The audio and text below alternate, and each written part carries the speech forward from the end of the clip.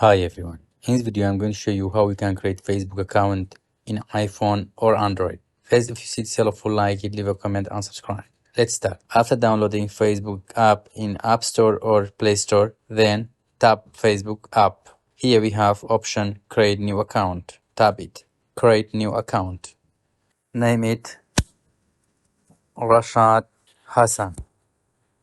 Next.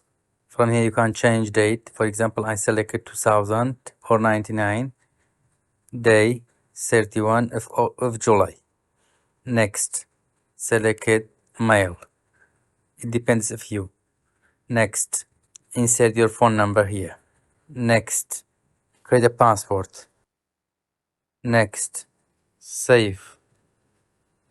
I agree. This is my Facebook confirmation code. Just add the code.